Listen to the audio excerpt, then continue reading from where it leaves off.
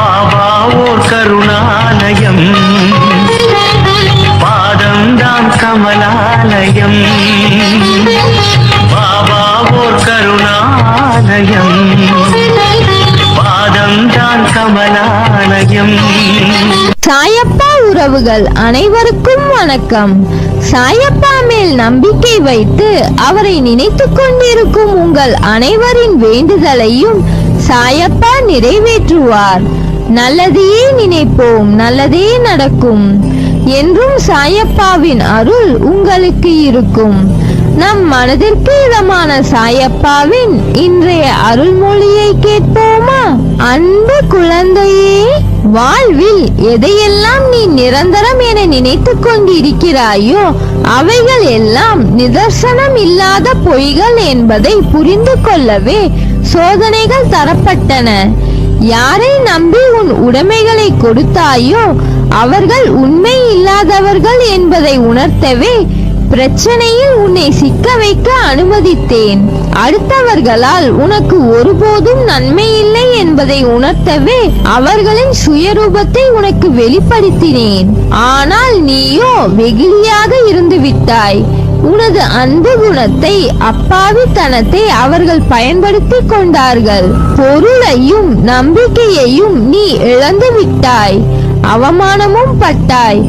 அந்த கெட்ட காலங்களை நினைத்து பார்க்க வேண்டாம். அவையெல்லாம் பஞ்சு மெத்தையில் உனக்காக வைக்கப்பட்ட பெரிய முட்களைப் போல குத்திக் கொண்டிருந்தவை. இந்த காலங்கள் மாறிவிட்டன குழந்தையே. இனி வருவதெல்லாம் உனக்கு வசந்த காலங்கள். இதோ நான் உனது வலது கையை பிடித்து தூக்கி நிறுத்தினேன். இந்த உலகில் என்னை விட உனக்கு உண்மையான உறவுகள் யாரும் இல்லை என்பதை நீ புரிந்து கொள்ள வேண்டும் என்பதற்காகவே பொய்யான உறவுகளை உன்னிடமிருந்து விலக்கி வைத்தேன். என் குழந்தை ஆனந்தமாக இருக்க வேண்டும் என்பதற்காக செய்தேன். ஆனந்தமே பிரம்மம் என்பதை நீ உணர்ந்து கொள்வதற்காக செய்தேன். ஆனந்தம் மன மகிழ்ச்சியாக இருக்கும் போது அல்லவா வருகிறது. மன மகிழ்ச்சி எப்போது வருகிறது? உன் கோரிக்கைகள் அனைத்தும் நிறைவேறிய பிறகுதானே வருகிறது. அதனால் உனது கோரிக்கைகளை எல்லாம் நிறைவேற்றி உன்னை ஆனந்தமாக வைத்துக் கொள்ளவே இவ்வளவு நேரமும் முயன்று கொண்டிருக்கிறேன். குழந்தையே, நான் என்ன செய்தேன்? ஏன் என் வாழ்வில் மட்டும் இவ்வளவு வலி? ஏன் எல்லோரும் என்னை வந்து காயப்படுத்துகிறார்கள் என்று புலம்புகிறாய்? மற்றவர்கள் செய்த தவறு, துரோகம் ஏன் சுற்றி இருப்பவர்களுக்கு தெரியவில்லை? ஏன் என்னை இப்படி குற்றவாளியாக பார்க்கிறார்கள்? அவர்களுக்கு தெரியவில்லையா உண்மை எது என்று நீ புலம்புகிறாய்? ஆனால் அவர்களுக்கோ அதை அனுபவித்துத்தான் புரிந்து கொள்ள வேண்டும் என்பது விதி. மற்றவர்களுக்காக யோசி, உதவி செய்.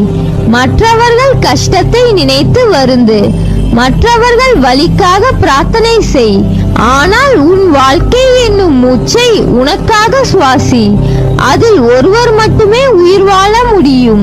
அந்த மூச்சை நீ மட்டும்தான் சுவாசிக்க முடியும். நான் சொல்வதை உன்னால் புரிந்து கொள்ள முடிகிறதா? நீ வைரம். உன்னை ஒரு வடிவம் கொண்டு வருவதற்காக செதுக்குகிறேன். உனக்கு துணையாக நான் வாழ்வேன். குழந்தையே, நீ நிதானத்தை இழக்காத வரை வாழ்க்கையில் தோல்வி இல்லை. உலகில் உள்ள ஒவ்வொரு மனிதனுக்கும் தனித்தொரு ஆற்றல் உண்டு. எனவே உனக்கும் ஒரு ஆற்றல் உண்டு.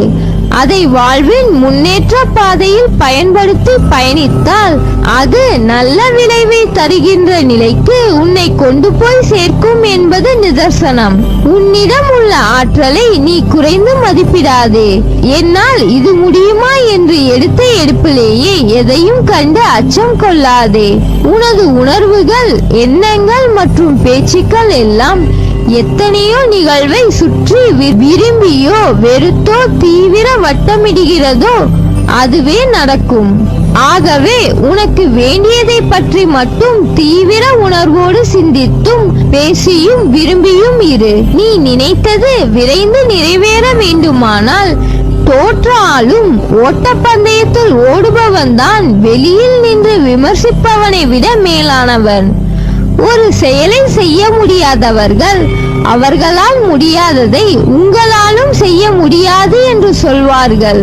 சொல்பவர்கள் சொல்லட்டும். அவர்களிடம் நீ காது கேட்காதவராக இருப்பதே சில நேரங்களில் பொருத்தமானது. நீ உன் வழியில் சென்று கொண்டே இரு. வெற்றி உனக்கே. கவலை கொள்ளாதே. இந்நிலை கூடிய விரைவில் மாறும். நீ எல்லா செல்வ வளங்களை பெற்று மகிழ்ச்சியான வாழ்க்கை பெறுவாய். இனி உன் வாழ்க்கை ஒளிமயமாக மாறும். கலங்காதே, அப்பா நான் இருக்கிறேன். நிழலாக என்றும் உனக்காக நீ செல்லும் இடமெல்லாம். உனக்கு எல்லா சூழ்நிலைகளிலும் நான் துணை நிற்பேன். என் வார்த்தைகள் மீது நம்பிக்கை வைத்து செயல்படு. குழந்தையே, வாழ்க்கையில் கஷ்டங்கள் வந்து உன்னை ஸ்தம்பித்து விட்டதாக உணர்கிறாய். ஆனால் அது உன்னையும் உன் வாழ்க்கையையும் நல்ல திசை போக காரணமாய் இருந்தது. நீ போகும் பாதையில் முட்கள் உன்னை குத்தி வலி கண்டது என நினைப்பது சரிதான். ஆனால் அந்த முள் உன் கால்களில் குத்தாவிட்டால் நீ மேலே நிமிர்ந்து கொண்டேதான் நடந்து போவாய். கீழே குனிந்து பாதை எப்படி இருக்கிறது என்று பார்த்திருக்க மாட்டாய். முட்கள் குத்தினதால் தான் அந்த இடத்தில் இருந்து உன்னையும் உன் பாதையையும் நீ கவனிக்க ஆரம்பித்தாய். முட்கள் சிறு வலி ஏற்படுத்தி இருக்கலாம். ஆனால் அது நீ பயணிக்கும் பாதை எப்படி இருக்கிறது? உன் கவனம் கீழேயும் உன் பயணத்தில் இருக்க வேண்டும். கீழே படுகுழியும் இருக்கலாம் என்று அச்சிறு முட்கள் மூலம் உனக்கு நான் உன் சாயப்பா காண்பித்தேன். நீயும் அதன் உட்கருத்து புரிந்து கொண்டாய். நிச்சயம் நீ ஜெயிப்பாய். உன் வழி என்பது உன்னுடைய அகமும் புறமும் சுத்தப்படுத்ததான். அது ஒரு நாளும் உன்னை துன்புறுத்துவதற்காக ஏற்படுத்தியது அல்ல. அதனால் எல்லாம் சரியாகிவிடும். எதற்கும் அஞ்சாதே. உன்னோடும் உன் குடும்பத்தோடும் நான் இருக்கிறேன். நீ ஜெயமாக நல்ல ஆரோக்கியத்துடன் எல்லா செல்வ வளங்களையும் பெற்று சீரும் சிறப்புமாய் நல்ல பெயருடன் நிம்மதியான மகிழ்ச்சியான வாழ்க்கை பெறுவாய். குழந்தையே, உன் செய்கைகள் எல்லாம் மற்றவர்களை புரிந்து நடக்கின்ற குணம் கொண்டதாய் இருக்கிறது. ஆனால் சில நேரம் மற்றவர்கள் உனக்கு தரும் வேதனை, வலி, துன்பம் இவை அனைத்தும் தான் உன்னை மாற்றி இருக்கிறது. உன்னையும் உன் அன்பையும் உதாசீனப்படுத்தும் போது நீ துடிக்கும் துடிப்பை பார்க்க சக்தி இல்லாமல் இருக்கிறேன். என் பிள்ளையின் கண்ணீருக்கு காரணமான அனைவருக்கும் வாழ்க்கையில் மிகப்பெரிய பாடத்தை கற்றுக் கொடுப்பேன். உன் கோபம் கூட வாயிலிருந்து மட்டும்தான் வருகின்ற ஒரு விஷயம். உன் மனதை நான் அறிவேன். மற்றவர்களுக்கு நீ உணர்த்திதான் புரிய வைக்க வேண்டும் என்ற அவசியம் இல்லை. அவர்களுக்கான பாடத்தின் மூலம் அவர்கள் புரிந்து கொள்வார்கள். அதனால் உன் வாழ்க்கை நன்றாக ஜெயமாக நிம்மதியுடன் கூடிய வாழ்க்கையாய் இருக்கும். சிந்திய நீரை அள்ள முடியாது. அதை போலதான் வாழ்க்கையில் நாம் சொன்ன வார்த்தைகளும் நமக்கான நேரமும். உன்னிடம் வார்த்தை விட்டவர்களுக்கு நான் புரிய வைக்கிறேன். முடிந்த நேரத்திற்கு என்றும் உயிர் கிடையாது. ஆனால் நல்ல விஷயங்களை கற்றுக் கொடுத்த நேரத்தை மட்டும் நீ யோசித்து அதற்கு உன் நிகழ்காலத்தில் உயிர் அர்த்தத்தை கொடு. மற்றவையை தூக்கி எறிந்து விடு. உனக்கு உன் சாயப்பா இருக்கிறேன். நான் என்ற சொல்லுக்கு அர்த்தமாய் சாயப்பா என்று இருப்பேன். உன் வாழ்க்கையில் நிழலாய் இருந்தால் அது பின்தொடரத்தான் முடியும். சில நேரம் நிழல் கண்ணுக்கு புலப்படாது. ஆனால் உனக்கு நீ என்ற சொல்லுக்கு நான் உயிராய் துணை நிற்பேன். உன் அம்மாவாக அப்பாவாக என்றும் என் நெஞ்சம் என்ற கருவறையில் உன்னை சுமந்து அரவணைப்பேன்.